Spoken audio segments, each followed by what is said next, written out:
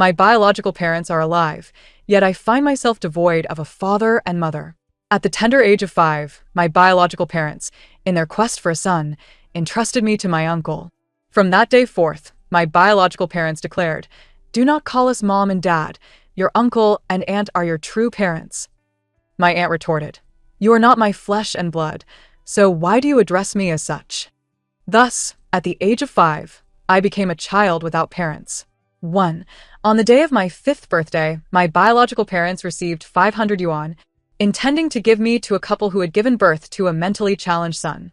Fortunately, my uncle rushed to my aid that very night, shielding me protectively. "I already have 2 boys.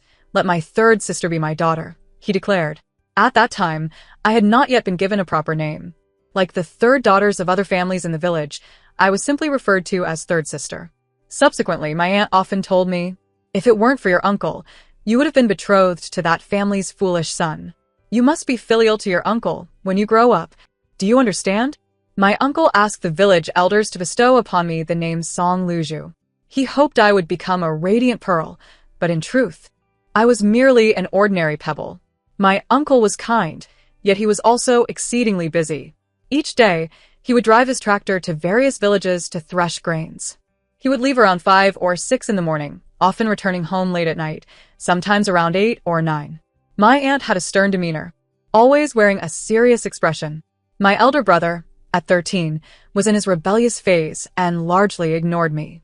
My second brother, 2 years my senior, would tug at my hair, pull my clothes, and even place dead mice in my bedding.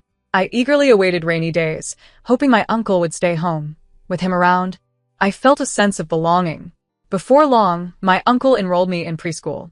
My aunt's face was long and drawn as she lamented, "You can bring back a meal, but you also want to spend money on her education, as if you have an endless supply of cash." My uncle smiled apologetically. The village had said all children must attend school, otherwise, it's against the law. My aunt continued to complain. I fidgeted silently, wishing I could become deaf. My uncle spoke softly, "All right, let us not discuss these matters in front of Luju." My aunt shot me a harsh glare before retreating to the kitchen. Soon, the sounds of bang, bang, bang echoed from within. My uncle pulled me closer, speaking gently, "Your aunt has a fiery temper, but her heart is not unkind. Luju, you should be more considerate and help her with chores. She will come to appreciate you." After school, my second brother would play marbles with a group of friends while I dashed home to cut pig fodder. You might not know, but back then, water celery, which now sells for over 10 yuan a pound, grew abundantly along the field edges. The pigs had grown tired of it. After cutting the fodder, I would help prepare dinner and pick vegetables, waiting for my aunt to return and cook before we could eat. On weekends, I was also tasked with washing the family's clothes. The laundry bucket was taller than half my height. There was an unending amount of work in the fields, planting sweet potatoes, turning over sweet potato vines, sowing peanuts, harvesting peanuts, transplanting rice seedlings, weeding, applying pesticides, and double cropping. With my uncle often away, much of this labor fell upon my aunt. She would return home utterly exhausted, with my elder brother rebelling and my second brother causing mischief. In retrospect, her bad temper was entirely understandable. Children sleep deeply. Many times, by the time my uncle returned, I would already be asleep. Each morning upon waking, I would check under my pillow for treats, lollipops, huadang candies, and sour plum powder. These were the special indulgences from my uncle. On one such day, I found nothing beneath my pillow. Just as I felt a wave of disappointment, my aunt entered the room, her expression dark as she brandished a lollipop in her hand. Questioning, "Where did you get the money for this lollipop? Did you steal it?" 2. I pressed my lips together, remaining silent, which infuriated her further. Stealing needles as a child leads to stealing gold as an adult. I must give you a proper beating to make you remember this. She picked up a bamboo broom from the corner and struck me. At that moment, my elder brother, having finished his breakfast and preparing to leave for school, stood at the door, his voice filled with adolescent impatience. "Are you mute? That was given to you by Dad. Why aren't you saying anything?" That evening, I heard my aunt quietly sobbing. "After all these years with you, you've never bought me any sweets or fruits, yet you treat her so well." My uncle gently explained, "All the money I earn is in your hands. I never stop you from buying. But that is not the same. All right, Keep your voice down. We don't want the children to hear this nonsense." The neighboring sounds quieted, and my uncle gently pushed open my door. I choked back tears, saying, "Uncle, please don't buy me snacks anymore." He adjusted my mosquito net, saying, "Adult quarrels have nothing to do with you. Just sleep." From then on, my uncle brought home double portions of snacks, one for me, one for my aunt. My second brother would shout, "I want some too." My uncle would slap him lightly. "What would a boy like you want with snacks?" My aunt would sarcastically remark, "Thanks to my niece, otherwise, how would I have this treatment?" Yet, when she clutched a lollipop among the other women, her demeanor transformed. She smiled broadly, saying, "My new city still treats me like a little sister, buying me candy every day. Don't you think he is wasting money?" More than a year later, my biological mother finally had a son. My uncle and aunt took me to celebrate the full moon. My biological mother's home had been nearly emptied by family planning officials. They had borrowed chairs from the neighbors. Yet, her face was radiant. "At last, I have a son. Let us see who dares to gossip behind my back now." My cousin was named Zhang Wei. He was dark and chubby, with a face full of fuzz, resembling a little monkey. I couldn't understand why he was considered cute.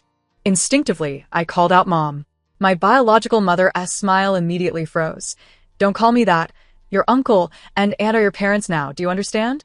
My aunt, with a forced smile, added, "She didn't come out of my womb, so don't call me Mom." So, who exactly were my real parents? Finally, my uncle patted my back. "Go play with your sisters." The guests were served sweet wine and eggs, each bowl containing 2 eggs. My bowl, however, held only thin syrup. Just like countless times before, my biological mother said, "There aren't enough eggs at home, and besides, too many eggs aren't good for children. The fire in the kitchen is about to go out. Hurry and help stoke it." 3. At that moment, I felt something was amiss, yet I could not articulate it. As a small child, I didn't know how to resist such parental authority. Later, my aunt came into the kitchen, finding me drenched in sweat from the heat. She seized me by the ear. "I bought you a new dress, and you come here playing with fire. You can't even behave when visiting." Her voice was loud, soon attracting my biological mother. Embarrassed, she said, "I asked third sister to tend the fire." My aunt released me, her expression neutral. "Oh, well then, she is your daughter. You might as well keep her here to help with the fire." My biological mother's face changed slightly, and she quickly replied, "I just wanted her to lend a hand. She has already been given to you. How can I take her back?" The 2 women exchanged words, treating me like an object to be passed back and forth. Finally, my biological father arrived.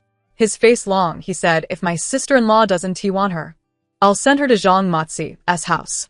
I could still collect 500 yuan, just enough to buy milk powder for little Wei. On the way back, my aunt kept talking about me. She is still blood-related. Even without eggs, she is willing to work for them. What good is it to be obedient? They still treat you like garbage. 3 daughters, yet they don't want you. I sat on the front rack of the bicycle, the summer wind whipping into my eyes, making them feel sore and dry. From that day on, I had my uncle and aunt, my aunts and uncles. Yet I was left without a father or mother. My aunt was generally fine, but her temper flared especially around the start of school. By then, compulsory education had been established, yet attending school still required fees. For rural parents, sending 3 children to school was a substantial burden. My uncle would spend time persuading her to allow me to continue my education. Each summer, my biological parents would invite me to stay for a while. I wished to decline, yet my uncle would say, "After all, they're your parents, and they only call you back because they care."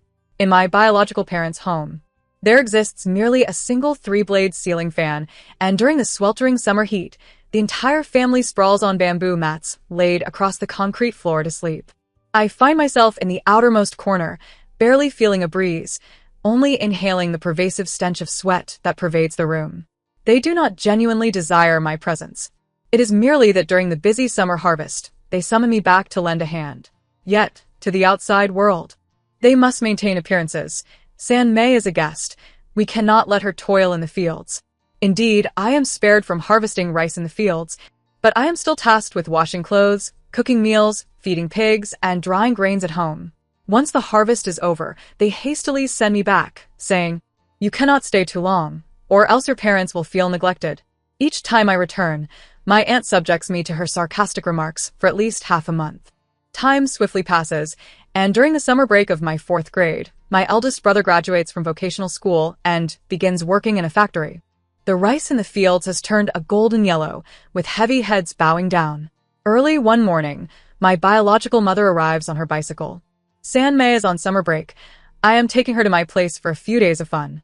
My aunt remains silent with a sullen expression, while my uncle chuckles, Lu Zhu, go and pack a few clothes. My biological mother cheerfully responds, there's no need to pack, her two sisters of clothes. Seizing the moment when my uncle and aunt are absent, my biological mother takes my hand and whispers, if you stay with your uncle, they won't let you work in the fields. Come back with me. You won't have to endure the sun. My aunt emerges from the kitchen with a glass of iced tea and witnesses this scene. I wrench my hand from my mother's grip and declare loudly, I don't want to go. My brother is working now, and there aren't enough hands at home. I need to stay and help. You child. How ungrateful you are. My mother exclaims, clutching me tightly, how could I ever harm you? My aunt strides forward and pulls me away, asserting, if Lu Zhu doesn't want to go, don't force her. She can visit during the winter break. That summer, I assisted my aunt in harvesting rice. The villagers teased, oh, it's the first time I've seen Lu Zhu in the fields. My aunt boisterously proclaimed, after raising her for several years. It's only right that she helps out. From that point onward, I never returned to my biological parents' home during summer vacation. Despite my aunt's lack of warmth towards me, she ensured I received a new outfit each new year, unlike my biological parents, who for 5 years only provided me with hand-me-downs from my two sisters. My undergarments bore several holes, and they never replaced them with new ones. I could discern who was good and who was bad. The year I graduated from elementary school, my second brother was accepted into a prestigious high school. My eldest brother brought back 2,000 yuan, claiming it was for my second brother's tuition.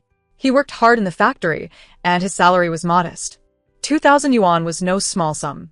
That year, he turned 20, and my aunt grew anxious to marry him off. My eldest brother consistently insisted there was no rush. Late at night, my aunt confided to my uncle, we have nothing at home, and with two still in school, which girl would look our way? Is he destined to remain a bachelor forever? My uncle comforted her, he is still young. I was 23 when I married you. Young? His classmates already have 2 children. My second brother attended a boarding high school. As he matured, he became more composed. During that time, the non-mainstream fashion was in vogue. Every day after school, there was a group of boys and girls with dyed yellow hair, adorned with piercings, loitering at the school gate. I typically avoided them. However, on the last day before the National Day holiday, I lingered late while cleaning, and the leading girl blocked my path. Chewing gum, she tugged at my hair and demanded, got any money? I shook my head vigorously. Then let us cut off your braid. It could fetch some cash. She dragged me toward a nearby hair salon when, just then, a loud voice rang out. What are you doing? My second brother rode in on his bicycle, arriving like the wind, skidding to a halt before me. Mud flew up in a cloud of dust. He looked fierce. Let go of my sister. On the way home, he lectured me. You should have fought back. Shout, kick, hit. Don't let them bully you. Midway through his reprimand, he sighed. Forget it. Don't resist.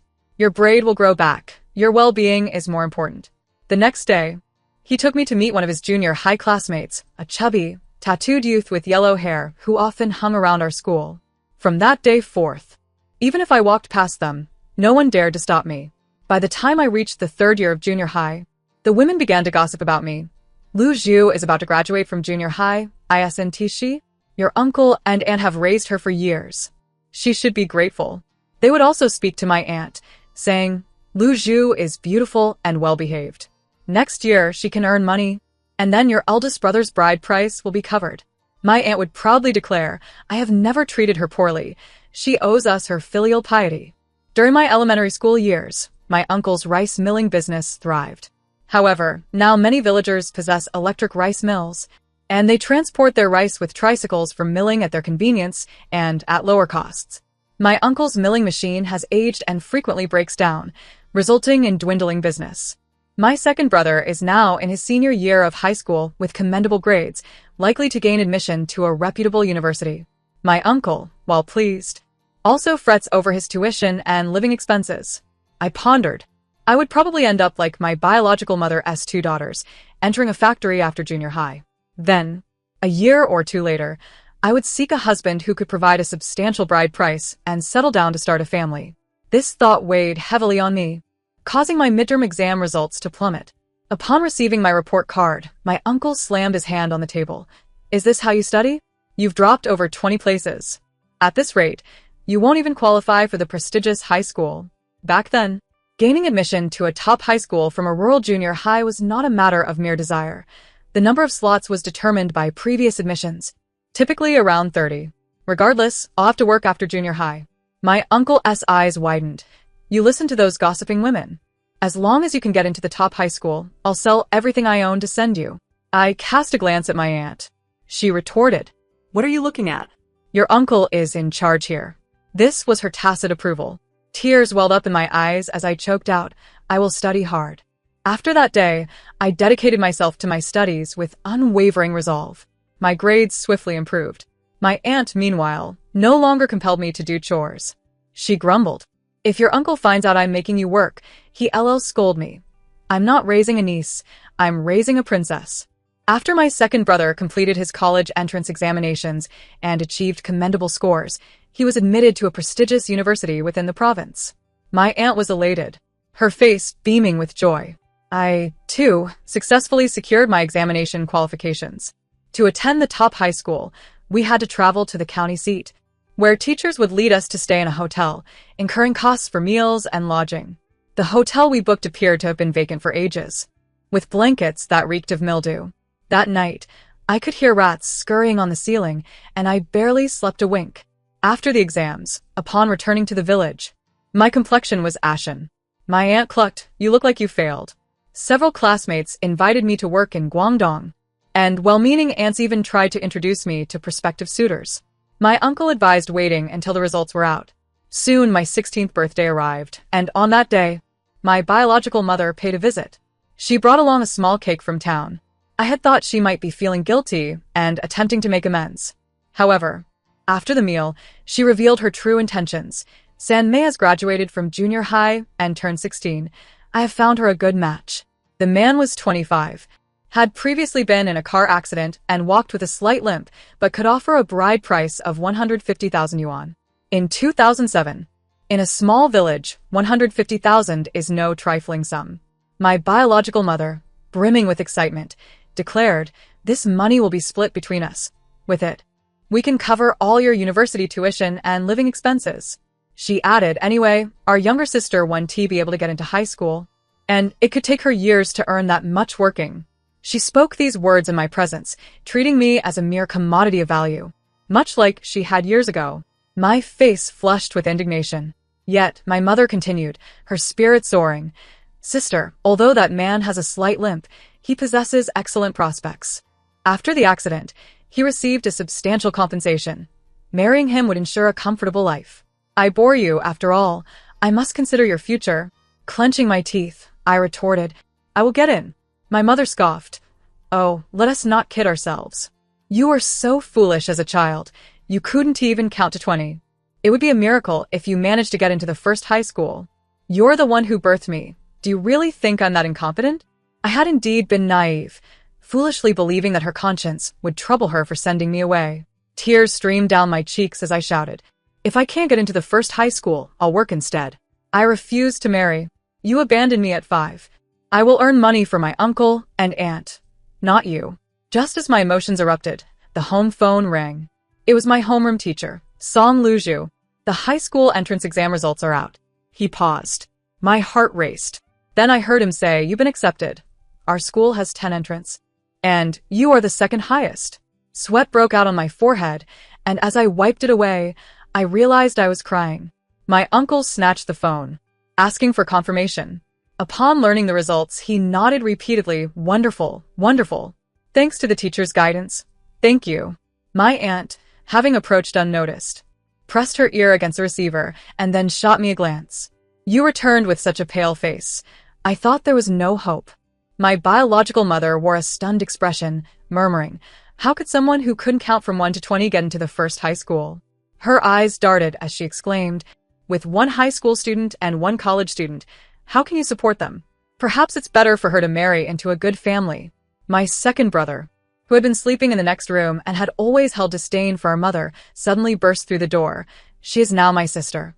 Whether she marries or studies is none of your concern. I can take a loan for tuition, and I can earn my own living expenses. There's no need for her to sacrifice. Do you have any idea how difficult it is to get into the first high school? Luju has endured so much hardship to achieve this. How can you just dismiss her efforts? My uncle feigned reprimand.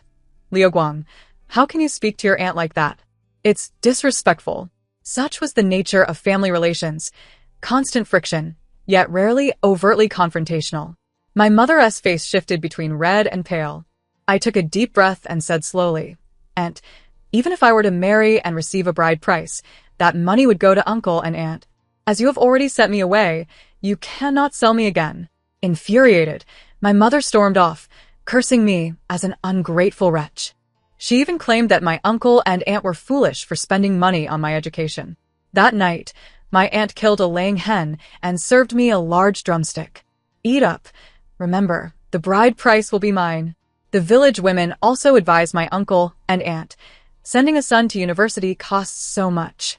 Why bother raising another's daughter? Don't end up empty-handed. Not even their own daughters are sent to study. Why is a niece so valued? The admission letter included a fee list. At the start of the semester, tuition, accommodation, and miscellaneous fees totaled 1,800. My aunt's face darkened like the bottom of a pot. Where am I supposed to get this money? You will hand over your entire salary once you start working. Understood? The tuition for my second brother could be loaned, but living expenses still needed to be prepared. In times of poverty, even a penny is a burden to the bravest of heroes. My uncle scoured for funds, and someone suggested, "Ask your eldest son for a bit." My uncle chuckled awkwardly. It's a parent's duty to support their children's education. It's not the responsibility of the eldest son. We are already remiss for not being able to support him in marrying or building a home. My second brother took a tutoring job in the county while also working part-time in an internet cafe, sleeping on the cafe's sofa at night to save on rent. I too wanted to contribute. Coincidentally, a hair collector came to the village that day.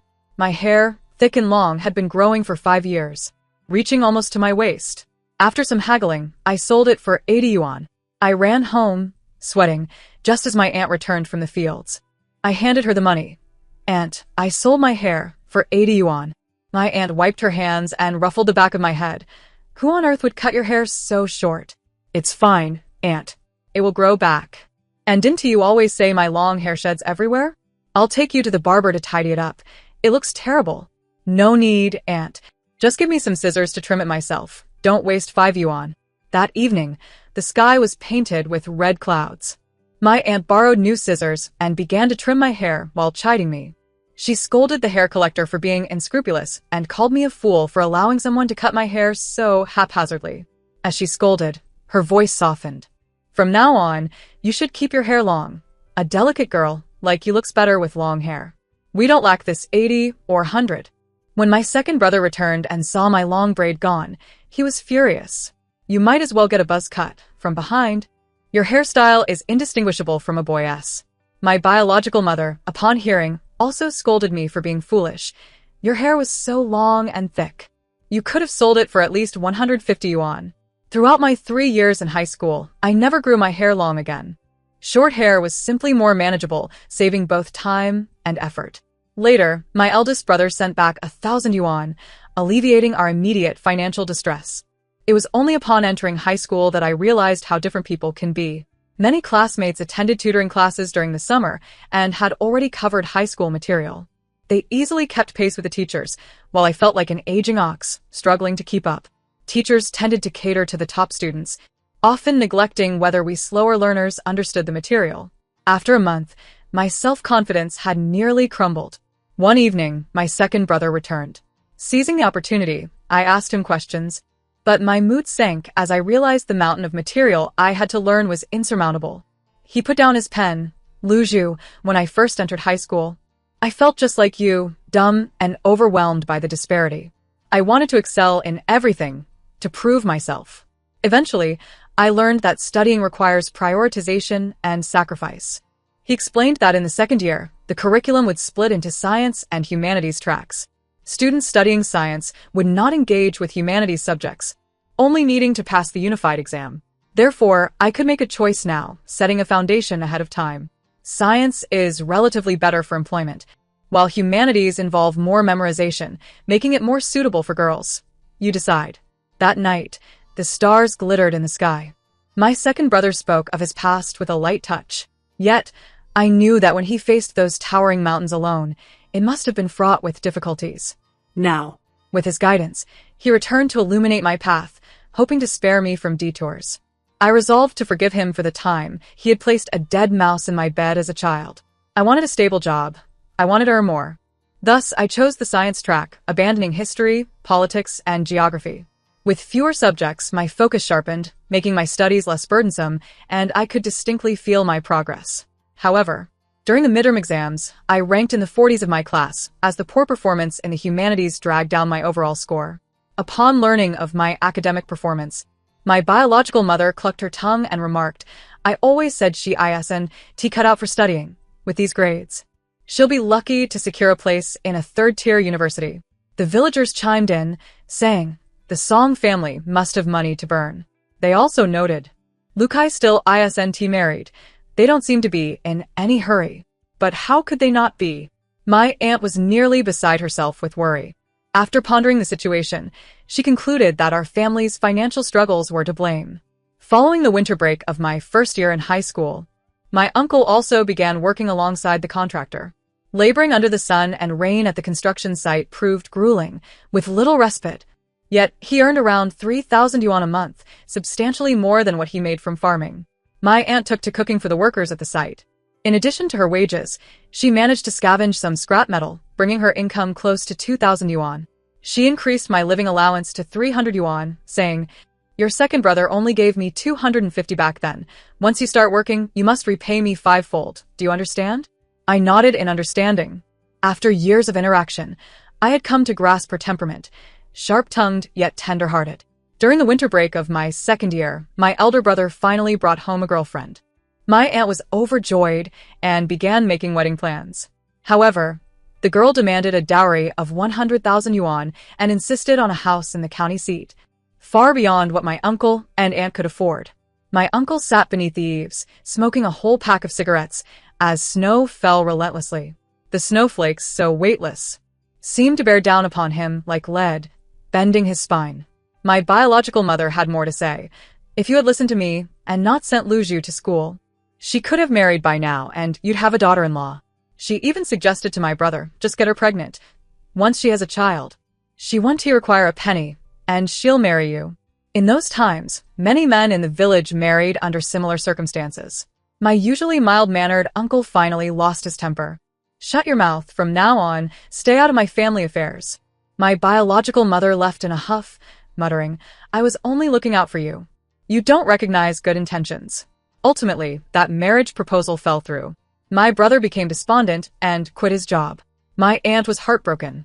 With strands of her hair turning white, "He is nearly 26. Is he destined to be a lifelong bachelor?" After quitting, my brother connected to the internet and purchased a second-hand computer. The gossip in the village nearly buried us. They claimed my uncle and aunt had become blinded by sentiment, raising an unambitious niece while sacrificing their son. They also lamented that my brother had become utterly useless, spending his days cooped up at home playing on the computer. My aunt sought out matches for my brother from near and far, but as soon as potential suitors heard about our family situation, they all turned him down. Fearing her son might take drastic measures, my aunt stopped him from working at the construction site. By day, my brother slept endlessly. By night, he pounded away at the keyboard. Unable to bear it any longer, my aunt advised him, "There will be other girls. You need to pull yourself together and stop playing on the computer." "I'm not just playing. I'm writing novels to make money," he insisted. He believed that working on an assembly line would lead to no future, and he wanted to create something of value. My aunt was skeptical. I was curious to see what my brother was writing. He refused, saying, "It's not something for you to read." I was somewhat doubtful. It wasn't until much later that I learned the internet was less regulated back then, and that my brother was writing risque novels. As the New Year's festivities faded away, another year approached. I had only 6 months left before the college entrance examination. After the second-year class division, I was placed in the elite science class. After shedding my underperforming subjects, my ranking soared. During the division of arts and sciences, I ranked 98th in my grade. In the first semester's final exams of my second year, I ranked 76th. By the end of that semester, I had climbed to 62nd. By the first semester of my third year, I reached 55th in the grade. The ascent grew increasingly challenging. Maintaining my current position required tremendous effort, while striving for further advancement felt like a struggle against countless constraints. I often felt that I could no longer improve. At the New Year's dinner table, my second brother comforted me. Keep a level head. If you can maintain this score, getting into a low-tier 985 university is entirely feasible. That's already quite impressive. Sometimes, what crushes us is not the external burdens, but the heavy straw we carry in our hearts. That evening, my brother, who spent all his time on the computer, insisted on giving me 500 yuan as New Year's money. Luju, take this and buy some candy. In truth, I had long since lost my taste for sweets. My brother and I were 8 years apart, and we hadn't spent much time together growing up. Perhaps, in his memory, I remained that little girl who would sneak away to enjoy the snacks my uncle had bought. My aunt told everyone that my brother could earn money by writing novels on the computer, but no one believed her. I've never heard of anyone making money playing on a computer. Indeed, at least he's a vocational school graduate. My son only finished middle school and now earns over 2,000 a month. It seems Lukai is a lost cause. He'll likely become an unwanted old bachelor. During the second day of the new year, my biological mother returned to her family home, as per tradition. She discreetly pulled me aside and slipped me 100 yuan. This is your New Year's money. Save it well. And don't let your uncle and aunt find out. Use it to buy a few nice clothes and some treats. I tossed it back at her. I don't want it. Besides, 100 yuan won't buy all those things. My biological mother's face turned awkward. Later, I overheard my biological father ask her, "Why are you giving your New Year's money to that useless girl?" My biological mother replied, "What do you know? If she gets into a good university, establishing a relationship now means she might help Xiaowei when she earns money later." Can you believe that? On the 6th day of the new year, I returned to school, and the pressure of studying intensified. Looking back on those 100 days, it felt like a fleeting moment. Yet, while immersed in it, time seemed interminably long. Those seemingly endless exam papers gave me the illusion that the college entrance examination would never arrive. Yet it did. Although it was still June, the weather was unseasonably hot. The cicadas buzzed incessantly in the treetops outside the examination hall. I recalled the year I was 4 when my elder sister took me to collect cicada shells. These could be used in medicine and exchanged for money. While gathering them, we became separated. As night fell, the forest grew dim. I cried out while searching for my way home. I stumbled countless times before finally emerging from the dense woods. I stumbled into the village, catching sight of my home from a distance. The living room light was on, and my biological parents and 2 sisters were having dinner. Each occupied one side of the table, the scene harmonious and full. It felt as if I were a figment of imagination, a presence that never truly existed. Fate had dozed off, placing me in the wrong family, with the wrong relatives. Thankfully, after a brief slumber, it corrected its mistake, returning me to my uncle's home. My uncle, aunt, and 2 brothers were my destined family. For their sake, I had to achieve excellent results. During the exam days, I felt as though I was a reservoir filled to the brim, pouring out all at once. Once the 4 tests concluded, I felt utterly drained, as if my very soul floated aimlessly. I stepped out of the examination hall in a daze when I heard a familiar call. Luju. I looked up and spotted my aunt among the hundreds of waiting parents. The setting sun cast a golden hue upon her graying hair. Beads of sweat adorned her forehead as she raised her arm to wave at me. In that moment, my drifting soul anchored itself to reality. It turned out there was an invisible thread connecting me to her. Regardless of how far apart we might be, there remained a bond to cherish. My aunt rode her motorcycle back to the village with me, chattering on, "Your uncle and I have endured much gossip and hardship to support your education. If you're ungrateful in the future, you'll face divine retribution, understand?" As the sun set, its radiant light enveloped us. I wrapped my arms around my aunt's waist, gently pressing my face against her back, softly replying, "Understood." My aunt fell silent. Only the summer breeze lingered, carrying the scent of detergent from her clothes. On the day the results were announced, My uncle took a leave of absence to return to the village, and my aunt rose early. From just past 5 in the morning until noon, she scarcely paused for a moment. Her words tumbled out in a constant stream, repeating the same phrases over and over again. At last, the time arrived. My elder brother opened the results website. As he entered the identification information, the seconds that followed felt like an eternity, the room silent with anticipation. Chinese language, 125, mathematics, 123, English, 139, comprehensive science, 251. Total score, 638. That year, the cutoff for the science stream at a first-tier university was 567. My performance was consistent with my usual results, a steady showing. At that moment, my aunt's eyes glistened with tears. Let me see which of those ignorant women in the village can claim their daughters have achieved as much as my niece. That afternoon, she donned a straw hat and dashed around the village, lamenting to anyone she encountered. Lu Zhu scored 638, and now we must support her through university. How tiresome. Following the suggestions of my homeroom teacher and my second brother, I applied to the 985 university next door to my second brother's. My aunt insisted on throwing a celebration feast for my academic advancement. She beamed, "Those people throw a banquet for every trivial matter. Surely, we must celebrate such a grand occasion in our family. Make sure to tell everyone that you will be dutiful to your uncle and me," driving those gossiping women mad. The banquet featured 12 tables. The aunts and matrons of the village, their attitudes transformed, could not help but express their envy. "You have not raised your niece in vain. You too have produced 2 university students. Truly impressive. Lu Zhu is clearly intelligent. I always said she would succeed. Once they graduate, your lives will be so much easier. Your uncle and aunt are like your biological parents. You must be filial to them." The atmosphere was lively, and my biological mother, having consumed a few beers, grasped my hand tightly. Her eyes were red, filled with affection. "Sanmei, I am so happy you got into university. You have inherited my intelligence. I always knew you would excel." She caressed my hand. "I had to leave you with your uncle when I gave birth to your brother. I have always thought of you. I wanted to bring you back home, but feared it would affect your studies. You are my daughter, and we must be together as a family. Today, express your gratitude to your uncle and aunt for all these years of care. And then you can return home with me." She tugged at my cousin, who was indulging in food nearby. "Xiao Wei, hurry and call your sister to come home." Zhang Wei glanced at me. "It's not like you got into Tsinghua or Peking University. It's not that impressive." My eldest sister, carrying her 2 daughters and her own pregnancy, also joined us. "Sanmei, they are your biological parents. As their child, you cannot hold grudges. We should all be a united family." My head buzzed with anger. I knew they had low standards, but I never expected their shamelessness to reach such heights. Even more ludicrous was the chorus of agreement. "Raising you is a kindness, and giving birth is also a kindness. You are a university student now, destined for greatness.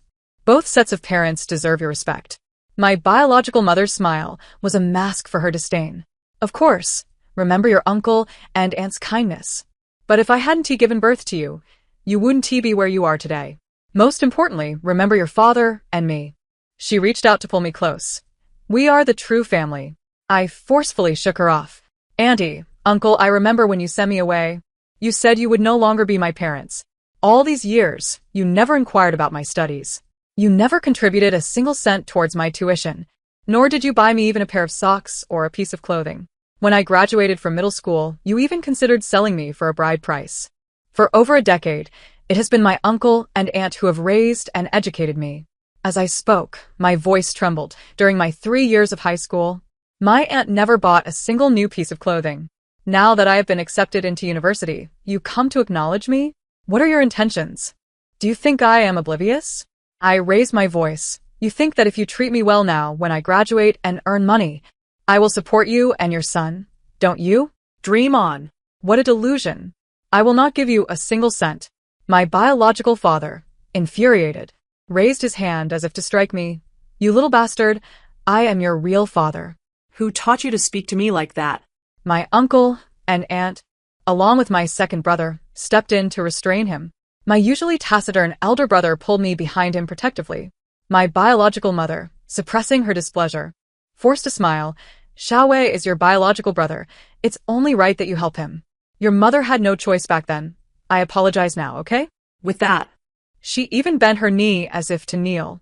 If she were to kneel today, my reputation would be irreparably tarnished. And the villagers would certainly moralize me into acknowledging my roots. I would never be able to escape this loathsome family. My eyes burned with fury, wishing I could sever ties with this vile woman. Just then, my aunt charged forward, grabbing my mother's hair, and they tumbled together. Song Chunhua, spare me your theatrics. For Lu Zhu's sake, I have endured until now, but your shamelessness is too much. You treat my brother and me as fools, having raised your daughter with great difficulty, only to want to reclaim her now that she has reaped the benefits? dream on. All of Lu Zhu's bride price should go to me. Her earnings are mine too. I have raised her for over a decade. This is what I am owed. If you want to take her back, you can, but first, give me 100,000, and I will return her to you. The onlookers finally grasped the situation and hurried to separate the two. My aunt collapsed to the ground, weeping uncontrollably. Why is my life so hard? I have worked tirelessly since marrying into the Song family, suffering under the old lady's tyranny. And now my sister-in-law is scheming against me. She cried about the sacrifices she made for me over the years. When I was 7 and suffered a high fever, she ran barefoot for 5 miles in the dead of winter to find the village doctor. When I was 10 during a torrential rainstorm, she came to fetch me from school, and on the way back, the water rose. She carried me on her back, almost swept away by the flood. The scar from a branch that scraped her leg still remains. During my middle school years, she single-handedly tended to over 10 acres of land just to earn a little extra to supplement my tuition. In high school, under the blazing noon sun, she donned a straw hat to scavenge for nails and sell scrap for money. I raised you with all my heart. How can you say you will take her away? What is left for me in this life? I might as well die. The crowd gasped in shock. My face turned pale. As they comforted my aunt, they simultaneously berated my biological mother. You heartless woman. Do you want to drive your sister-in-law to her grave? For over a decade, you have shown no care for Lu Zhu. By what right do you think you can take her back? If you truly cared for her, you had countless opportunities to bring her home all these years. My biological mother remained defiant. She is my flesh and blood. How could I not care? Nonsense. It was my uncle, his face flushed with anger. You care for her? Or do you care for the money she'll earn in the future? You know in your heart, if you continue with this scheme, this will no longer be your family. My biological mother's expression froze as she looked incredulously at my uncle. My uncle, who had always been patient with her, was now visibly agitated. My biological mother licked her lips, placing the last flicker of hope upon me. Third sister. I acknowledge my past mistakes. My desire to have you return is also to alleviate your uncle's burden. Your father and I will cover your university tuition, while your elder brother does not earn from his computer gaming, and your second brother still has to prepare for his postgraduate entrance exams. Your uncle and aunt are shouldering a hefty load. I scoffed. What about the tuition fees? My mother hesitated. Can't tuition be financed through loans? You see, she had meticulously calculated every aspect. A meager monthly allowance could essentially trade for a daughter who would toil for the rest of her life as a university student. What a bargain. My elder brother furrowed his brow. Who says I'm not earning? Just wait a moment. He then retrieved a backpack from his room, pulling out 5 neatly stacked piles of 100 yuan bills, casually tossing them onto the round table covered with a red disposable plastic tablecloth. Coolly, he proclaimed Liu Guang. Feel free to pursue your postgraduate studies. Lu Zhu, I will take responsibility for your tuition and living expenses. 50,000 yuan is no trifling sum. A profound silence enveloped the room. My mother gazed at the table full of red bills, swallowing hard. My aunt picked up the money, inspecting its authenticity, and asked in bewilderment, "Where did you get so much money?" My brother shrugged. I told you before, I make money writing novels. He had previously contributed to the household expenses, but my aunt believed he was merely putting on a facade, thinking he was spending savings from his factory job. Tears streamed down my aunt's face. All right, your younger sibling's education is none of your concern. I'll save this money for you, so you can buy a house and marry. She collected the money, and my mother's eyes followed the bills hungrily. My aunt retreated into the inner room, and my mother followed her, forcing a smile. Sister-in-law. I intend to build a house for Xiaowei. My aunt halted, shooting her a cold glance. Who is your sister-in-law? I have no shameless sister like you. This money is Liotzi's dowry. No one is to pry a single cent from me. Estimating that my aunt had secured the money, I pushed the door open. She was combing her hair while dabbing at her tears. Standing at the doorway, I wrung my hands. I'm sorry, Aunt. Though she often raised her voice and had a fiery temper, she was, in truth, a person who valued her pride. She never complained to others, nor did she throw tantrums. Her earlier behavior had been a humbling moment. Turning her back to me, she tied her hair with an elastic band, and when she turned back, there were no traces of tears on her face. She scolded me sternly. To deal with someone like your aunt, you must fight fire with fire. Reasoning with her is futile. I've raised you for so many years. If you soften your heart and help her raise her son, I'll slap you dead. Do you understand? Tears streamed down my face uncontrollably. I understand. Why are you crying? It's a day of celebration. She used her sleeve to wipe my tears, and as she did, her own eyes turned red as well. No need to cry. Our Song family will have good days ahead. They will all be envious. She gently patted my head. The college entrance exams are over. Let your hair grow out. A young lady looks better with long hair. My aunt locked the door twice and led me back to the gathering. My brother was already surrounded by women. How do you earn money playing computer games? How much do you make in a month? My son just graduated from middle school. Can he earn that much? Lukai, we have a niece in our family, 22 years old, a college graduate, very beautiful. I can introduce her to you. I have a niece too, 20 years old, a kindergarten teacher, with excellent prospects. A 175 centimeters tall, 130 man, appeared small and helpless amidst a crowd of women. The ladies were clamoring to promote their distant relatives. At that moment, my brother adjusted his glasses and quietly said, Actually, I already have a girlfriend. What? My aunt exclaimed. My brother's girlfriend was someone he had met in a writers' group. She was an amateur author and was about to enter her final year of university. My aunt expressed her doubt. You haven't been fooled, have you? Did she ask you to buy her tea leaves? Previously, a boy from our village had purchased over 100 jin of tea leaves for his online girlfriend, spending 50 to 60,000 yuan, only to break up later. Hence, the villagers knew well that girlfriends who sold tea leaves were not to be trusted. No.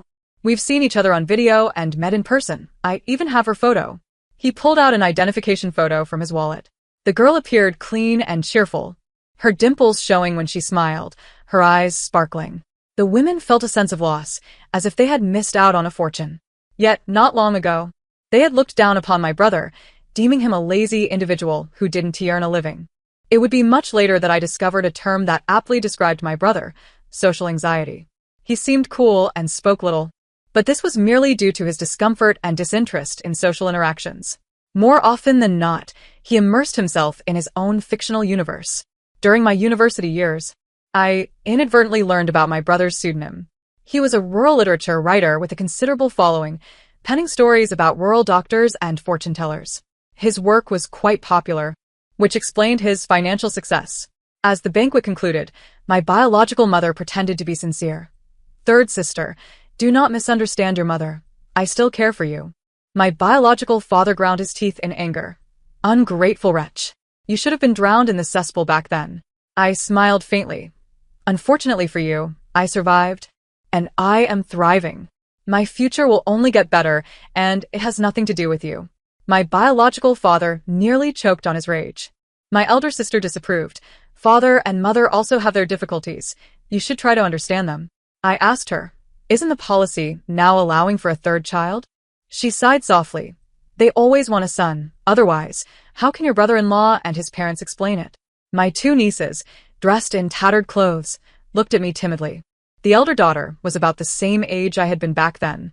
I asked my sister, when I was 4, you took me to the mountains to collect cicada shells, and when we got separated, I didn't return home. Why didn't you come looking for me? My sister's mouth hung open. Did that really happen? I don't remember. You see, they inflicted upon you profound pain and lifelong fears, yet they casually dismiss it with, I don't remember.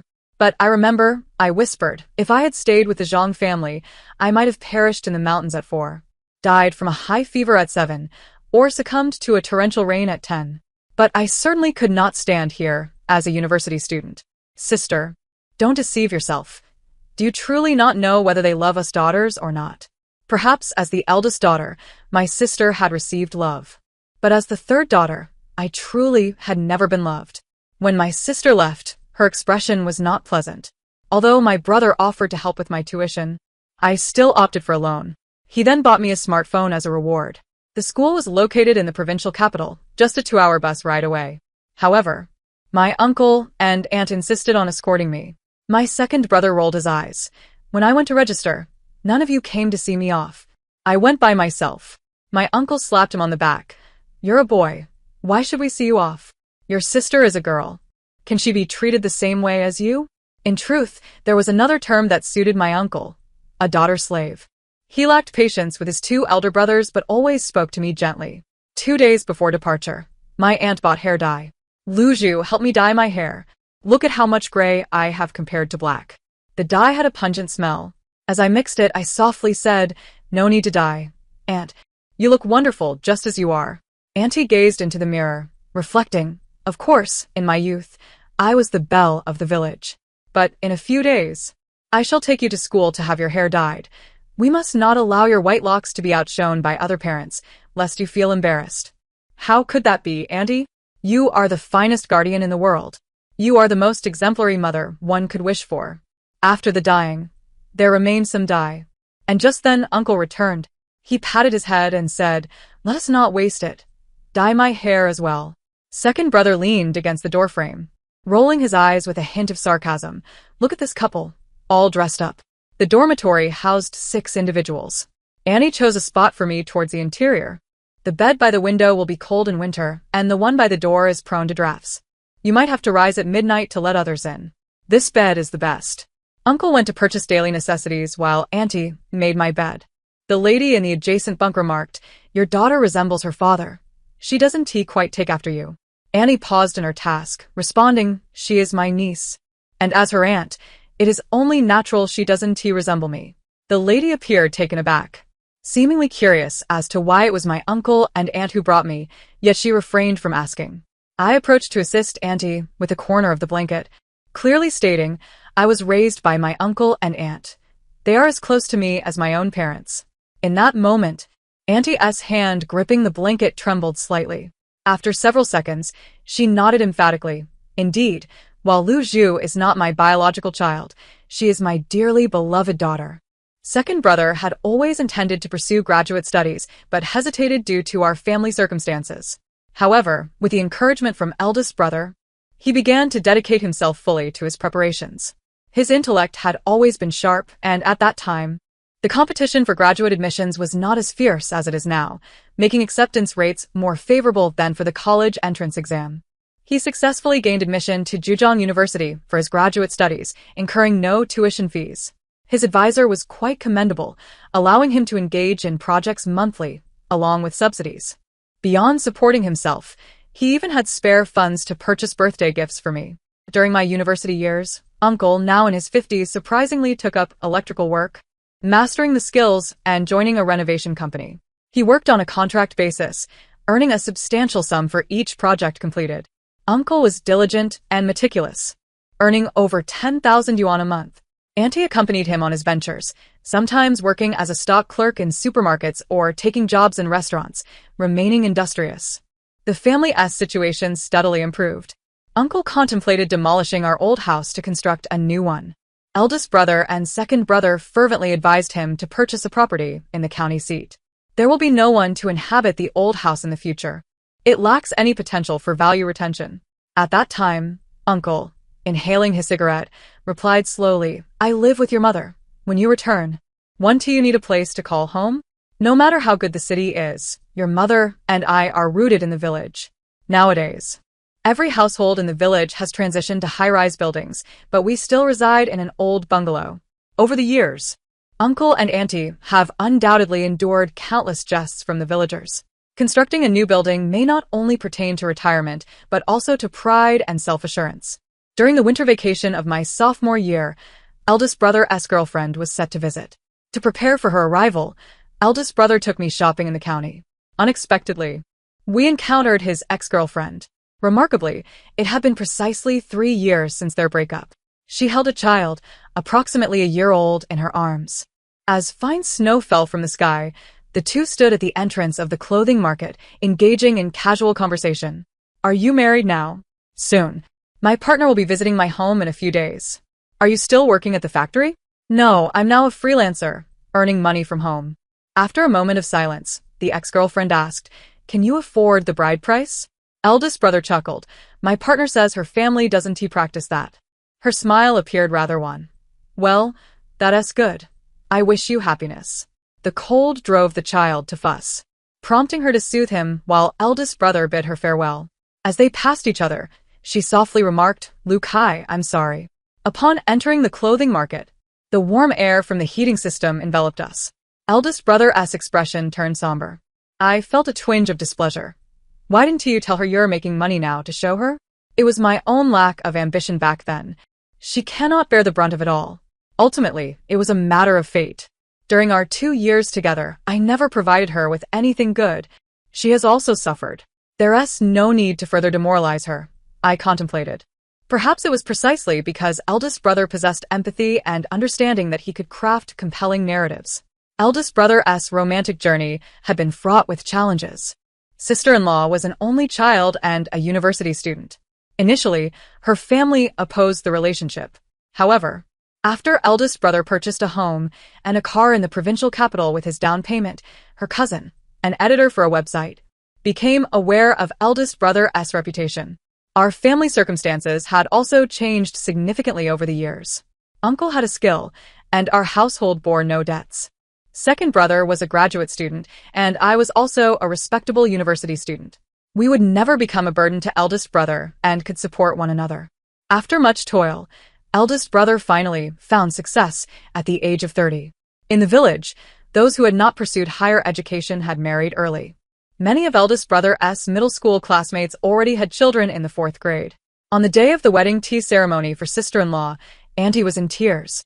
Grasping sister-in-law's hand, Luke has always been understanding and well-behaved, not one to speak much. From now on, it's up to you. Just ensure that you both lead a good life. You need not worry about him and his father. During eldest brother's rebellious phase, Annie would say one thing, and he would retort. Often, when Annie spoke, he would act as if he hadn't heard her. Annie surely forgot that there was a time she wished to take a knife to eldest brother. Second brother, now in his 3rd year of graduate studies, secured a position with a state-owned enterprise in Shanghai, offering a commendable annual salary and the opportunity for residency after fulfilling the employment term. Auntie was exasperated. It's so far away. How can we rely on him in the future? This son has been raised in vain. He has always been mischievous, like a stray cat. And now he has gone off to the ends of the earth. Second brother picked up his phone. Should I call to tell them I'm not going? Auntie snatched the phone from him. What are you thinking? Such a good position and so many people are vying for it. I wish to graduate early and contribute to the family. Yet both eldest brother and second brother encouraged me to pursue graduate studies. A bachelor's degree is no longer considered high. If you wait until after graduation to pursue further studies, it won't be as easy. Your parents have us. Why should you, a daughter, worry? Auntie huffed. You should take the exam first. It's not guaranteed you'll pass. I inquired, what if I do get accepted? If you do, go ahead and study. There's no tuition for graduate school, and your uncle and I are in good health. We can manage ourselves. My birth mother lamented. You still want to pursue graduate studies? By the time you're done, you'll be 26 and then you'll be an old maid. Will you still be able to marry? I think it's best to graduate early and start earning money. I rolled my eyes at her. Whether I study or marry is none of your business. The professional teacher was one second brother helped me find, and I contacted her early on. Ultimately, I achieved my wish and became her student, which led to my meeting Liang Cheng, my senior and later boyfriend. After graduating from graduate school, we both remained in the provincial capital. In truth, there were better opportunities elsewhere, but I did not wish to be too far from uncle and auntie. After 2 years of work, marriage plans came to the forefront. By then, Uncle's back had begun to bend, and Auntie had hardly any black hair left. Liang Cheng was aware of my background. Together, we saved 200,000 yuan. I handed my bank card to my aunt. As we agreed, the betrothal gifts are for you and uncle. Here is 200,000. Later, during the renovation of our house, my aunt presented that card, I haven't touched a single penny of this money. You all can use it for now. Your uncle and I can still manage ourselves. If we find ourselves in need later, we will come to you children for help." The Liangcheng family was in decent circumstances, and the wedding was set to take place in a hotel in the provincial capital. My biological mother, perhaps a bit muddled in her old age, unexpectedly approached me, saying, "I am your real mother. When the time comes, your father and I will take the stage, and the son-in-law should serve us tea to acknowledge us." I immediately dismissed her with a curt "get lost." On the day of the ceremony, the officiant instructed Liang Cheng and me to present tea to my uncle and aunt. Liang Cheng respectfully addressed them, "Dad, Mom." I followed suit, calling out, "Dad, Mom, Uncle, and Aunt." No, seizing this opportunity, I decided to change my address. From that moment forth, I referred to them as father and mother. They were both moved to tears, nodding in response. My father held Liang Cheng's hand. "I have only this precious sister. You must promise to treat her well for a lifetime." My mother lowered her head, rummaging through her pocket for a red envelope. Her hair was freshly dyed, but the roots still revealed a circle of white. She handed a thick red envelope to Liang Cheng. "When Lu Zhu was little, she endured countless hardships. Now that you have married her, you must ensure she never suffers again. Do you understand?" Tears welled in my eyes as Liang Cheng and I bowed in gratitude for their nurturing love. There exists a debt of life, and there is also a debt of upbringing. For me, the latter far outweighs the former. In my childhood, I often had nightmares, dreaming of being surrounded by countless cicada shells in a dense forest, unable to escape. Eventually, those nightmares gradually faded away. When did this change begin? Perhaps it was when my uncle brought me snacks for the 100th time.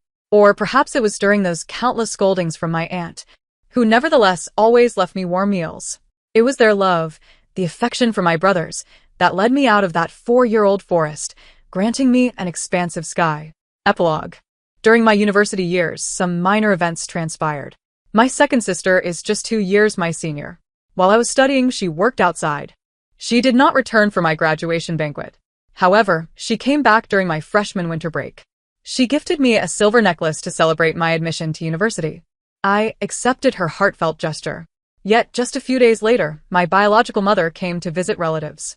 She claimed that the necklace was purchased by my second sister for her, and that it had been mistakenly given to me. How much could a silver necklace be worth that she would eagerly demand it back? It was utterly absurd. Naturally, I returned the necklace to her, which only deepened my disdain for her. During my graduate studies, my mother celebrated her 60th birthday. I scrimped and saved while working part-time to buy her a gold necklace. This reflects the difference between daughters and sons. Both of my brothers simply handed over cash, without such considerations. My mother scolded me. "Why waste money on this? That necklace is far too expensive." After lunch, she donned it and paraded around the village. My Lu Zhu. This little girl works tirelessly at part-time jobs just to buy me such an expensive necklace, and I rarely have the opportunity to wear it. Do you think she's wasting money? Do the daughters-in-law in your family buy you gold necklaces? I inadvertently offended a whole host of aunts and cousins. My biological mother later saw the necklace and was consumed by jealousy. She made it clear that she desired one too. I smiled and replied, "Wasn't that year when my second sister bought you a silver necklace?" Her smile faltered, and she awkwardly walked away. All 3 of us siblings have left the village, yet our parents remain there. Aside from needing their help with the children, they prefer to stay in the countryside for extended periods. Thankfully, with the advent of WeChat, we can video call daily. My father struggles with the app, but my mother navigates it with ease. Each day, she shares various dubious expert advice in the family group chat, such as, "There are customs for the New Year's Eve dinner. These 3 dishes should not be served. Parents must be cautious. A single misstep can lead to tragedy. A sip a day prevents children from getting indigestion. If a child cries incessantly, it could be due to this." Once, while my second brother and I were on business trips, we unexpectedly crossed paths in Shenyang. My brother video called my mother. After exchanging a few pleasantries, he asked, "Where's Dad?" The camera shifted, revealing my father engrossed in the evening news, waving at him from a distance. Even in the mountains, he remains concerned about national affairs. My brother then said, "Mom, I ran into Lu Zhu during this trip. We're having dinner together." Instantly, my small father stood up, his face quickly filling the screen. Lu Zhu is there too? Where are you on your business trip? He bombarded us with questions. My brother, exasperated, remarked, Dad, honestly, Lu Zhu is your biological child, and I'm the adopted one, right? My father retorted impatiently, shift aside. You're blocking the camera. My brother nearly lost his temper. His carefree demeanor has resulted in his marriage prospects remaining unresolved. My mother, anxious and fretful, always pushes for marriage during our video calls. At the age of 30, he finally found a partner, an older classmate, 5 years his senior. She is exceptionally capable, earning 3 times as much as he does. My mother disapproved. At her age, it's difficult to have children. Moreover, your second brother acts like a lapdog around her. I wouldn't dare to treat my son like that. My brother shot her a glare. Mind your own business. It took me years to win her over. If you meddle and ruin this, I vow I will never marry. At the wedding, my brother grinned widely. This is fantastic. With my poor dental health, I am destined to live off her for life. My sister-in-law is gentle, while my second sister-in-law is decisive. As my mother aged, when family matters arose, it was my second sister-in-law who made the decisions. Gradually, my mother accepted this daughter-in-law. Even boasting in the village, my second daughter-in-law spends money extravagantly. She bought me a foot bath for thousands, a massage chair costing over 10,000. We toil in the fields. We don't need such luxuries. She took me to buy a gold necklace, choosing one thicker than a dog collar. Wearing it would surely break my neck. Even if one earns well, one shouldn't be so wasteful. I always reminded her, if this continues, no one will want to converse with you. She dismissed my concerns. They all do this. Aunt Zhang's daughter-in-law flaunted a gold bracelet to me 800 times. This is the nature of ordinary parents. They don't truly need such things. However, when their children remember them and treat them well, it brings them joy and contentment. This is their source of pride and confidence. Unlike my elder sister, my second sister ultimately did not heed our biological mother's wishes. She eloped with her boyfriend, disappearing for 2 years. When she returned during the new year with a child, our biological mother was distraught, lamenting her disobedience and calling her an ungrateful wretch. But what could be done? The child was born. There was no hope of fetching a good price now. It could only be left unresolved. My biological mother also attempted to extract something from my second sister, but she would not indulge her. Their mother-daughter relationship grew cold and distant. Interestingly, my second sister eventually settled down in the provincial capital, and our interactions increased. On my 30th birthday, my second sister gifted me a gold necklace. This is to make up for you. She had been aware of the silver necklace incident all along. That day, we had quite a few drinks, and with a flushed face and misty eyes, she said, let me share something amusing with you. Since you were accepted into university, mother and father have expressed their discontent countless times, lamenting my disobedience and lack of intelligence. Had I known, I would have left first, allowing you to stay. My second sister spoke these words with a lightness that belied the pain she must have felt each time such sentiments were uttered. I grasped her hand and reassured her. Had I remained in the Zhang family, even if I had gained admission to the prestigious No. 1 high school, I would not have been permitted to attend, let alone pursue a university education or graduate studies. Sister, you are thriving now. In truth, you are far more remarkable than I am. Under the oppressive mindset imposed by our biological parents, she did not succumb to the same fate as our elder sister, but instead steadfastly embraced her own identity. She liberated herself from her biological parents, leveraging her middle school education to carve out her own niche in life. Indeed, her journey merits grand recognition. Our biological mother harbored high hopes for Zhang Wei. In her eyes, my admission to university naturally implied that Zhang Wei's success was assured. After all, he was the crown prince, destined to embody the finest qualities the world has to offer. Yet, Zhang Wei failed to gain admission to No. 1 high school. Our biological mother sought to contribute financially, but Zhang Wei's dismal performance rendered him ineligible, even with a fee. Ultimately, he enrolled in a vocational school, where he indulged in a life of leisure. After graduating, he spent more time idling than working, often alternating between 3 days of work and 2 days of idleness. He harbored lofty aspirations, but possessed little skill. Within a year, he found himself idle for over 6 months. Our biological parents were fraught with anxiety. Yet, What could be done? After all, he was the prince of the Zhang family, deserving of support. When I gave birth to Jiao Jiao, Zhang Wei was still unmarried. Our biological mother had introduced him to numerous potential partners, yet none materialized. Perhaps he is destined to remain single for life. Who can say? In any case, it bears no relevance to me. The end of this tale. Thank you for listening. We shall meet again in the next story.